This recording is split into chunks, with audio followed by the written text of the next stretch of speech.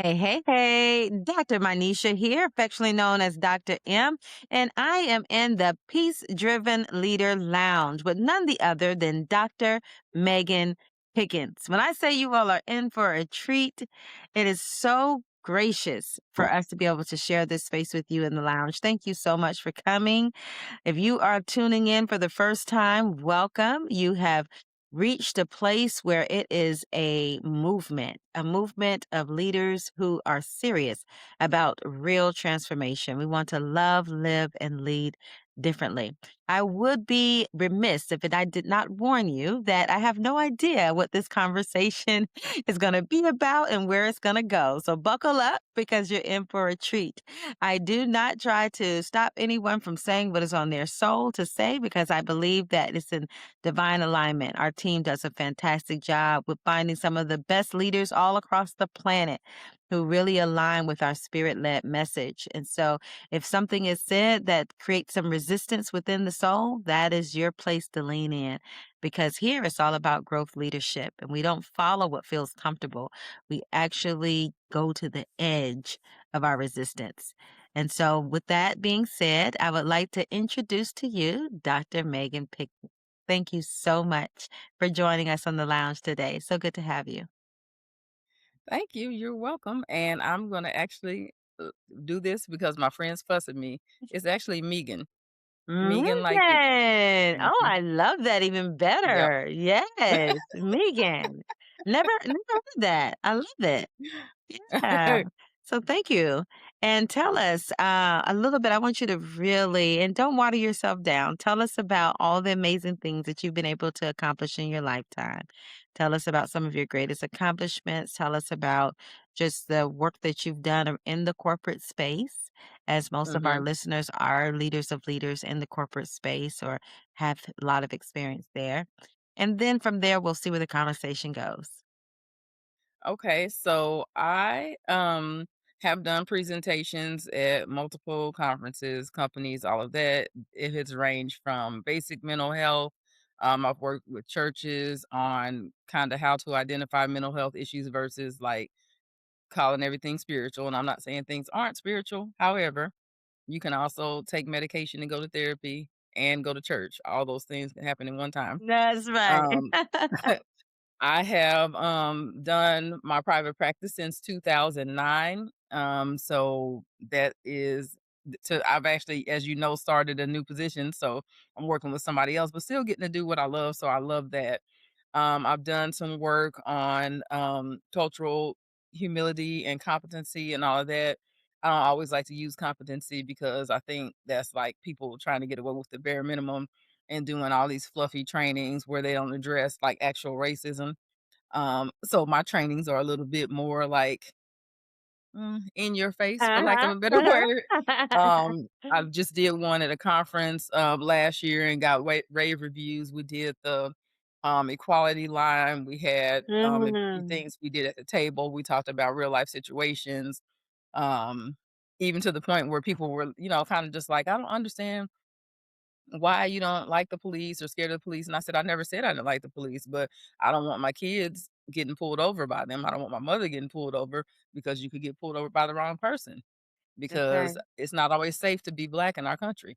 And so Yeah. they were like, oh my gosh. But, Yeah, that's and me. it's interesting that you brought that up because I think that um it's hard for some people, in our community who haven't experienced that to really understand the the fear and the vulnerability that comes around the fact that, especially if you have a son, that if they Yeah. get pulled over, you know, that is not just a predictable outcome. That that fear is almost like, I don't know if you've ever experienced this. I'm a mom, and many of the people who listen are parent leaders. And I don't know, I hope more people than me have experienced this, but if you're at an amusement park or a grocery store, you have this one point where you don't see your child, especially at music parks, they get Oh excited and yeah. It's a you have like terrifying feeling. these few seconds of what feels like, you're right, terror, where it's like, "Oh my gosh, where is it?" And you're scanning, and when you get that call to say that they got pulled over, it's like that moment, for mom, of our culture, and I believe that, some things are just not fully understood unless it's experienced, and Mhm. I think that that gets to be okay. I You know also think too, people, there is space for empathy because I will say I've never been an anti-police type person or even been fearful of the police until really all the stuff started happening. And I actually had a meeting, we called it Blank While Black, because that was during that rash of you can't mow the yard, you can't be on campus, you can't sell real estate, you can't do anything. And they were just kind of people were messing with black people and calling the police on them. Because my friend that I grew up with, her dad was a police officer, so I knew all the police Mm, officers, so they weren't, mhm. So you didn't um have that, your nervous system wasn't, like, dysregulated by police no. officers at all. No, not at all until everything started happening, and you made a good point about, your sons, but then Sandra Bland. And Right, I was like, "Oh my right, gosh, now we not only have to worry about men, we have to yeah, worry about women." And yeah, so that's when I started, telling everybody in the family, like, "You need to make sure, that you don't have a tail light out. Don't give any reason to do, mhm, to get pulled over. Don't do any of that," because it was something I had to think about. And my mom, who is now 80, used to drive back and forth to Kansas City all the time. yeah, And she was like, "Well, why can't I go?" And I was like, "No, somebody needs to go with you because first of yeah. all, Oklahoma, and Oh, then, yeah, you get pulled over by the wrong person, we just don't know what can happen." And so right. it was Well, let me a ask very you this. You scary said a time. word that's really coming up for me really loud, and I would love for you, especially in your line of expertise, to really shed some light on the word empathy. Because I really Mhm. believe that empathy is something that as leaders, if we lean in more to, that it can really unpack a whole new world of, Yeah. co-collaboration, team, culture, because at the end of the day, we can't possibly have all the experiences that someone else has had. Even if you're Mm-mm. in a different culture, even if you're in the same culture, we just have different experiences. I say that about my mom. She lost my sister at 27. I cannot imagine the pain of losing a child. I don't even want to. My mind Yeah, can't that's even like the worst comprehend. thought ever. You know what I mean? And Yeah. so when you have people who have these experiences who are in corporate or in business and they're part of your team, what are some things that you would say that you could do to exercise more empathy when you truly don't understand? Right. Yes. I'm sorry, I'm looking multitasking. Well, we don't But multitask no, with and I teach-driven leader. totally No, just multitasking doesn't work. It doesn't exist. But no, go well, ahead. I'm that's just true. teasing you. Yeah. But yeah, absolutely. I don't think you have to experience things that people experience to feel bad for them. And so it just amazes me how people will see, George Floyd, Michael Brown, all these videos of people being harmed and they're still like, "Oh, well, that's just them. It's isolated." And it's like it Mhm, doesn't matter if it's isolated. If it's your person, mhm, nobody, they don't care that it only happened to them, which is, not mhm. true because we see multiple examples of it. And Yeah. so, What would you I don't know. say? I What just would you think the say though, world has a like little bit more practically? space for Yeah, that. what would you say practically though when it comes to being able to, like, what is the thought process? And I know it's kind of odd to ask that, but I like to ask the questions that most people wouldn't want to ask because it sounds so crazy to even ask, but it would do such a good to the culture if we could understand. And I can speak, and this is just not the exact same scenario, but I remember when I lost my sister, the first thing I thought, well, not the first thing, but eventually what I thought was, dang, there's people close to me that lost loved ones and I didn't Mhm. even connect with them like I should. I was so busy working. I was so busy trying to hit that goal. And, I'm thinking about friends who lost their dad and lost people because I'm like, I wasn't even there for them. I didn't even, check in. Like, I didn't know it felt like this, so Yeah. sometimes that empathy gets lost in life. So, if you were to just look at just what it is and you were like talking to somebody like a child to explain, Mhm. you know, what are some practical things that you could do even amongst your team as a leader to be able to better step into that empathy? Well, I mean, if you in giving a basic definition of empathy or, what it is, Mhm. it's putting yourself in someone else's shoes. Yeah. So, what if it were your son? What if it were your mom? What Yeah. if it was that's basically And what then sitting empathy is, allowing being able. yourself to sit in it, 'cause that's what happened to me when my sister passed. Yes. I did do that. I didn't realize that's what I was doing, but yeah, I was thinking about, "Dang," and I had so what you're saying is, and correct me if I'm wrong, is that Mhm. because you said it doesn't have to happen to you for you to understand earlier. Right. So the key is to without you before you even have to experience for yourself, hopefully you don't have to experience depending on the circumstance. You pretend for a moment that it happened to you. Sit in that emotion, feel it, Mhm. and then you respond. And most likely that would be your most authentic human response. Right? Right, and then Okay. understand is not quite the word, but it's close. I'm not can't think of what word I would I use like that would that be you're better, using but a that's different word. Yeah, because you can't really for lack of a better word, and the reason why I Yeah. say that is because it puts in my mind all the people that say, "Why do you have to bring race into everything?" and blah blah blah. And so even if they can empathize with, the things that happen to people because they're black, they can't understand what it's like to wake up black because Mm. that's not the something we can change. Like Exactly. I can't I can cosplay all day and not be I could put on white face or whatever they call. I don't know what you would call it, but I could pretend that I'm not, but I can't just wake up and do that. And so somebody who does not experience that will never be in my place and never be able to understand why, yes, race does apply to everything. At least it does in the United States. It does not everywhere else because I am also a traveled person. And a lot of Mhm. people in other countries don't care. It's just like, are you Mhm. either, are you English? Are you Scottish? Are you this, that, and the other? But in Mhm. America, because of how our system was built and what it was built on, race Mhm. does it comes into everything. Oh, It yeah, seeps for into sure. everything. And discrimination too in different forms, because as you travel in different countries, one of the things, if you speak in a different accent, especially an Yep. English accent, you're gonna get Mhm. treated differently. It was somebody that I met, who had a very good English accent, and he did it, like, for fun, and you can Yeah. literally see that you get elevated treatment You get a by different just level of respect, and even in some of these Mhm. countries, even if they see us and we look like us, we are black, but we have an American accent, you can get better treatment or you can get worse Mhm. treatment. It depends on where you are. And yeah, and really, the person that you're interacting with, principal standards and values, or that culture, principal standards and values, as you mentioned about America, it's the culture's values as a whole that creates this type of experience. And so the thing that I believe is super powerful is that we have the ability to change our culture environment in our workspace, in our home life, Mhm.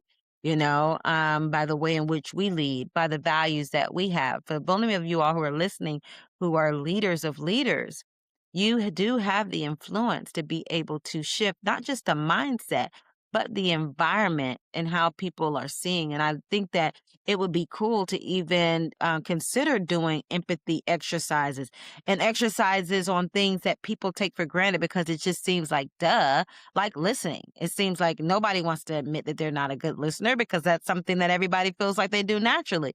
But no, what Yes. if we did spend this week and the whole team, or even in the house, if you want to do this with your family, but we're going to focus on listening. That's the big idea for this week or this month or whatever. And Right. really like sharpen that skill. We're going to focus on empathy this week or this month. And that Right. type of implementation, I find, really does create culture shifts.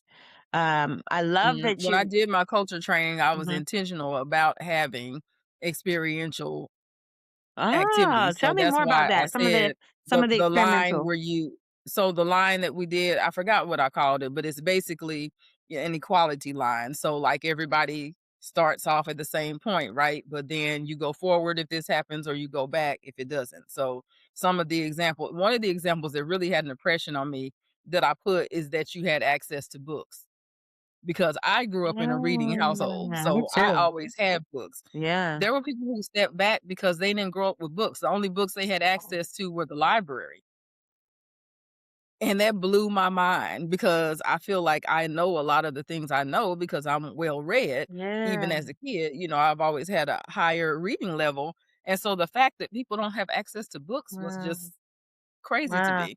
I love But it that. was questions like that, you grew up with you got free lunch, or you Mm. had a car in school, or your parents paid for your college was a big one. Oh, And so yeah. That's a like, big one. Yeah. and so when you look at the end, you can visually see where other people are and you are. And what was a lot surprising to me is Yeah. that I was kind of close to the front of the line, even Mm. though, So let me there ask are you, so strikes. the things that you're saying are all like privilege statements, so that way the further you are on the Privilege line, statements, the or more privilege. yeah, pretty Wow.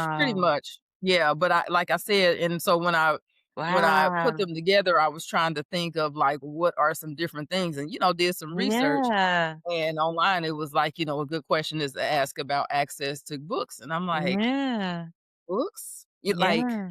you didn't Something have that we access to think is books?" so, yeah, something we think that we I take took for it so granted. for granted, and so Yeah. but that makes a difference because there are things that I know that helped me excel in college and high school and, all along because I knew them from a book where other people might not even have started where I started. So, like, my bachelor's degree experience wasn't some other people's degree experience because they didn't have the knowledge that I had. Yeah, for sure.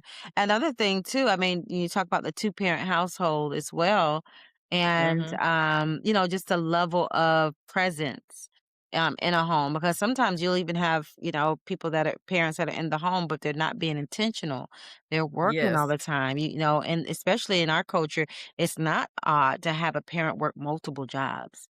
So they literally No, move from not one at job all. to the next, and then they don't see you until late at night. Sometimes they don't. The food's in the fridge with the note, and you just get up in the morning and do the same thing. So if you are literally in that type of cycle, you're getting less and less time to actually impart. And that's so interesting you said that, because I had a charitable organization for young girls for 12 years, and I Mhm. intentionally put the privileged girls and mixed them with the girls who were like in the foster care system or single parent home, or what society would consider less privileged.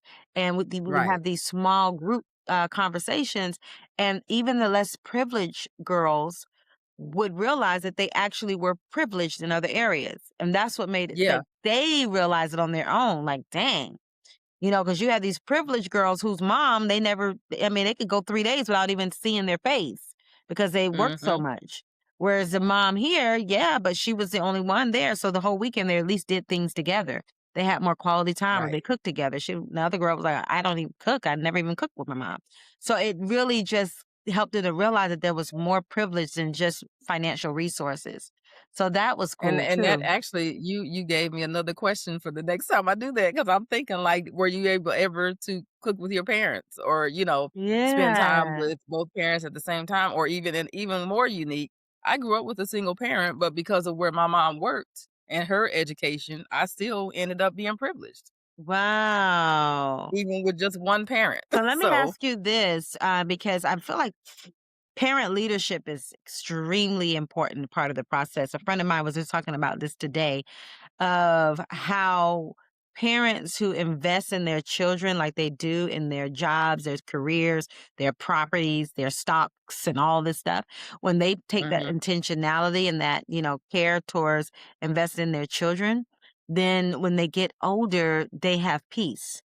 And you yeah, can't put a price on peace, mhm, because I've seen clients that have multiple 6, 7, 8 figures, and their kids disrespectful, they're getting them out of jail or in a rehab, or, and it's just, you pay for it later. It's always gonna be that trade-off, and so what I wanna do is help more people have global conversations around what it means to invest early by imparting in your children.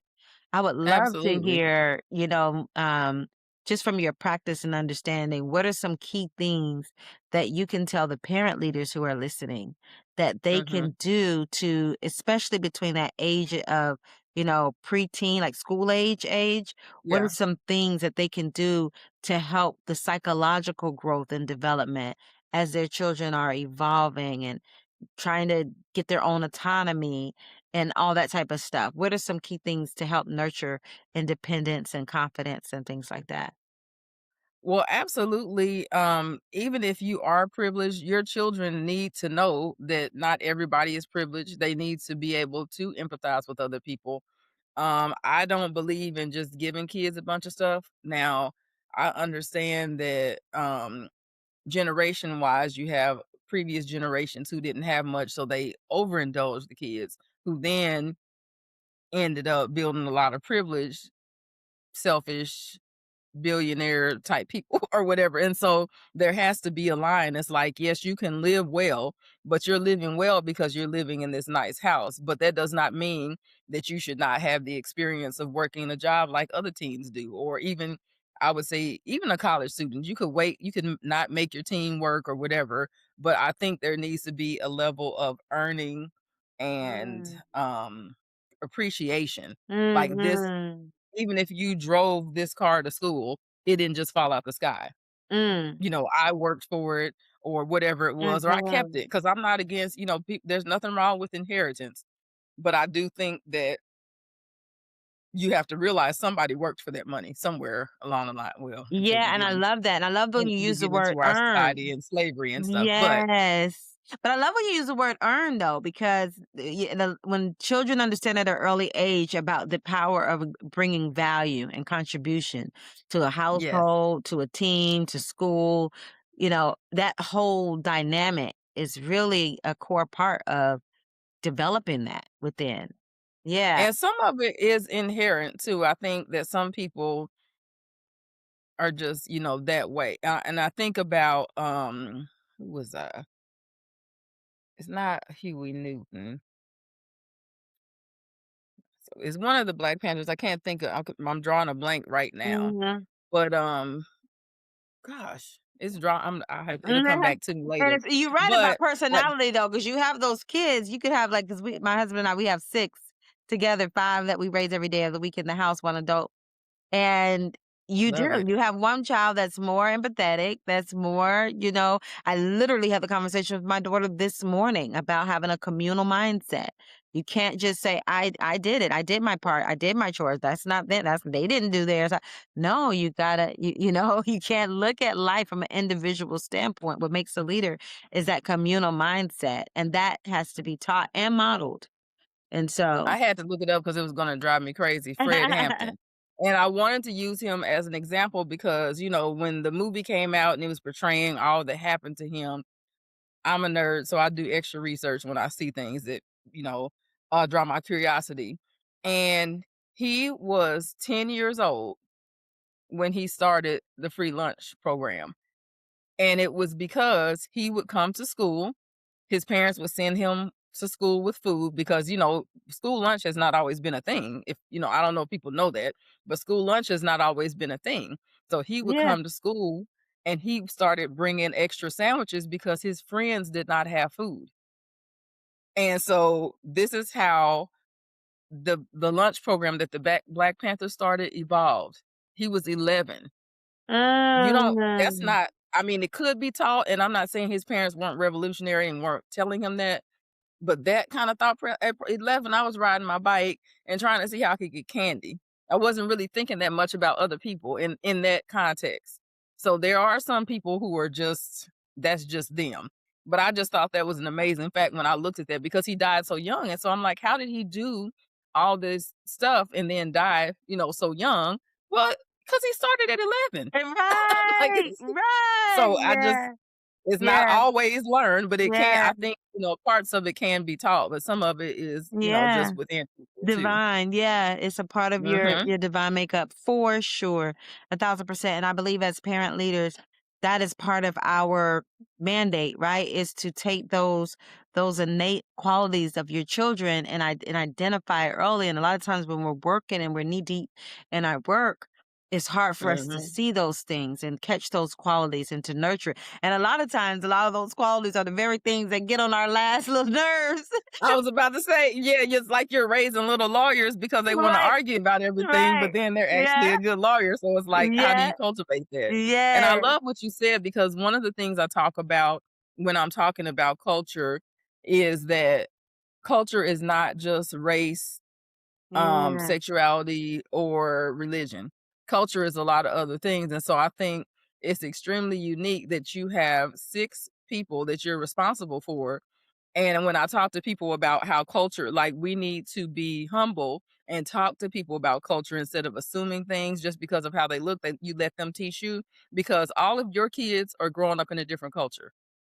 Every single one of them. Mhm. They are in the same house, but they all view their life experience differently. That's right. And when they're older and you're talking to them about it, they will tell you things and you'll be like, "Oh, you thought that or you felt that way or you remember Yeah. that or you all of that," because they're all growing up in a different culture. Ah, that is so powerful. Yes, and this brings me up to the app. So if you have not heard about the app, it's called I Lead, We Rise. And what you just said is phenomenal because with this app comes a companion tool for leaders, the legacy playbook. And I have playbooks for my children for this Mhm. reason. And so instead of waiting until they get older for them to come back and say all these things that you're like, what? That's not what that was about. That's not why I Right. did that, they have all these gaps of just realities based off of their own principles, standards, and values, their Mhm. experiences and how they filter it through, right? And so what I wanted to do, because I have so many kids, I wanted to make sure I kept my pulse on them so that I could Yes. catch it, and really kind of talk through. So at least once a week, sometimes if life gets the best, I'll make sure that I do it. But I have a playbook for them and it has their Mhm. pictures. It has all the 8 domains that we talk about in the app. It's exactly what the adult leaders experience in a corporate world, but it's in a kid-like, form. And so I what we love deal with that. relationships, and I deal with the health and self-care and money management and all these different things that we need to do. So that way, I'm asking them these questions and I get a chance, even literacy, the reading, the number of books that they read, the goals, all of those things, visualizing the manifestation, power in their words, all the different things so that I can see how they are processing their lived experience, like you said. And it's Exactly. really cool when you're meeting with them that once a week. So that's one of the things that I really want to bring into the homes is these playbooks Mhm. because what you just said, they are literally experiencing their own world in the same house. Yes. And if you think about it, you all that are listening, you can think about your siblings right now or somebody that you know, and you like, y'all was in the same house? Even the Right, way they exactly. act.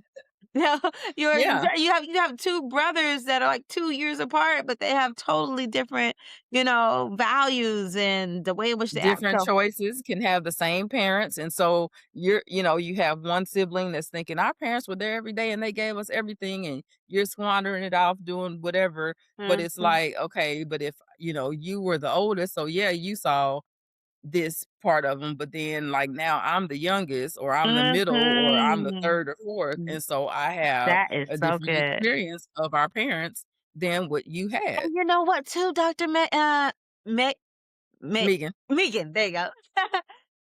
Do you know what, Dr. Megan, too, is that when I look at my children and I wanna ask you all to do the same that are listening, they literally mirror that season of your life. Mhm. Like my oldest daughter, she's really good with that independence because she saw me model independence. When she was in my life, I was a single mom. I was Yep. 23, so she models that. I can see literally myself in that season I was in each of my Yep. kids. It's pretty cool. And the thing Mhm. that I modeled the most intensely during that season of my life. And, they say that every kid was brought here to teach you something. There's a lesson Mhm. that every kid was Yeah. brought here to teach.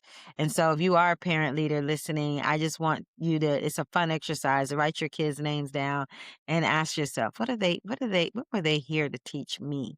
Because I think that's powerful to have that dual learning happening, especially in our Yeah. culture. I don't know if you can relate, but it was like I'm the adult because I said so. This is what it is. And it Yes. was just a one way. you know? Mhm.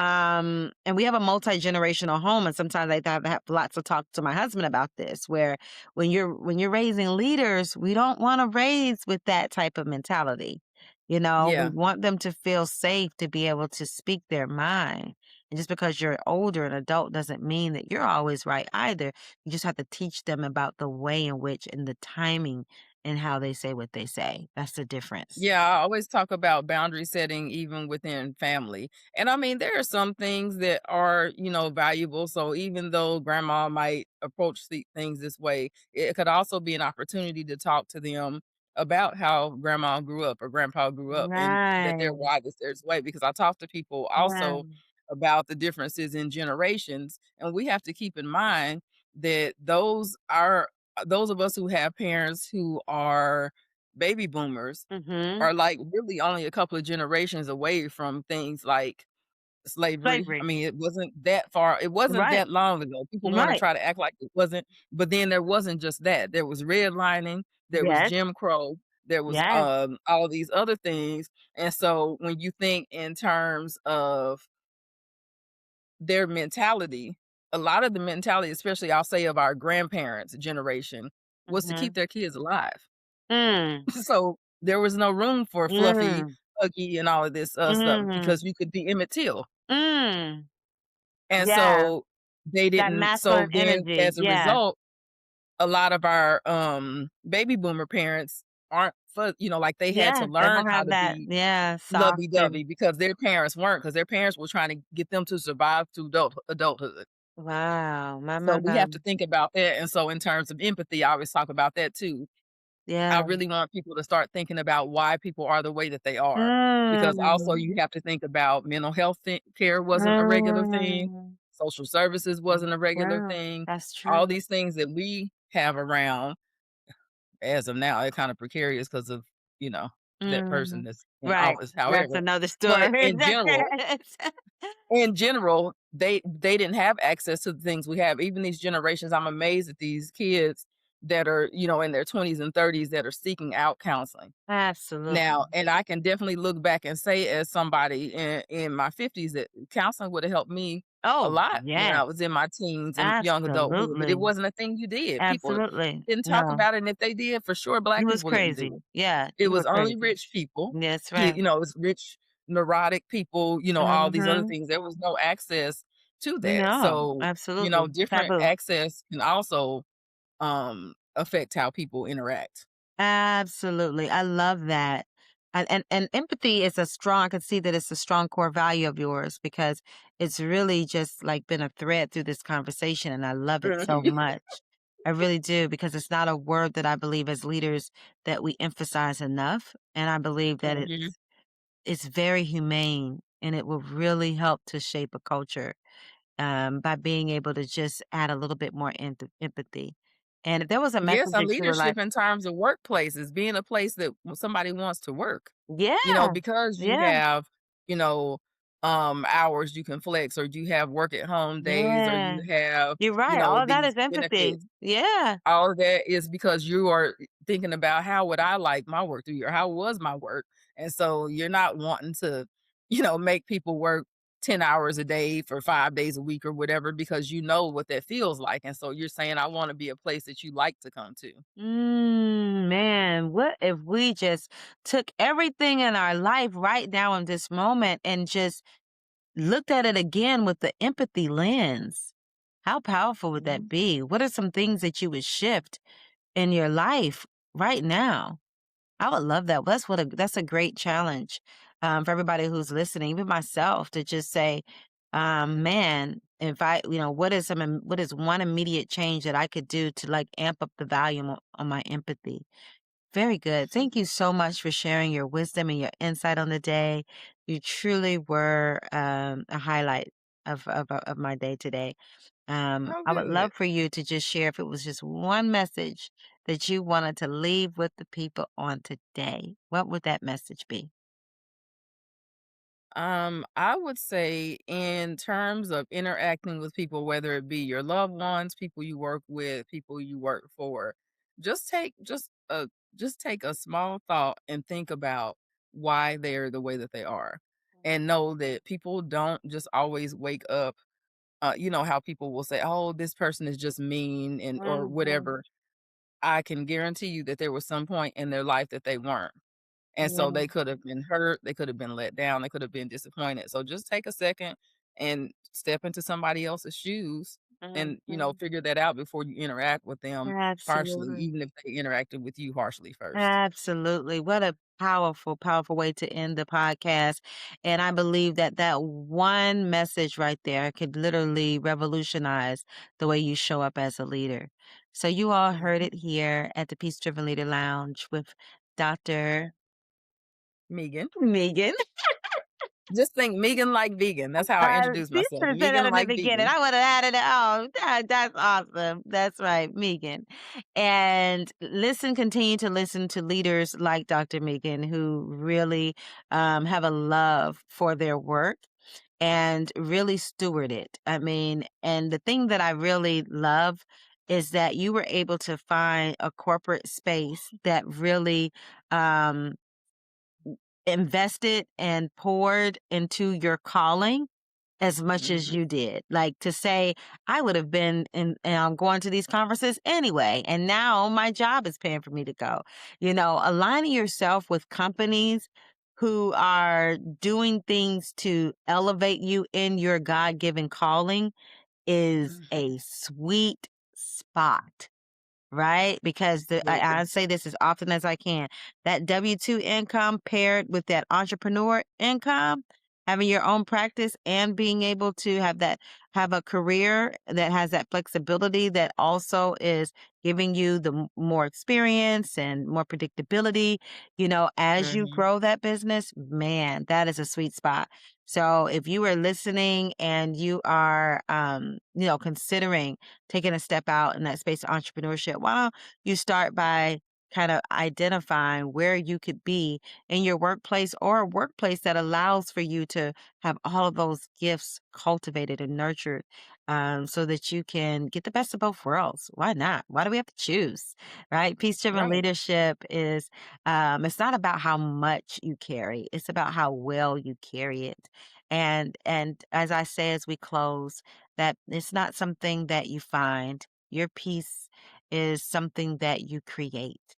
And this is your moment to create it. Thanks again. And I look forward to connecting with you again on the next episode. Bye bye for now.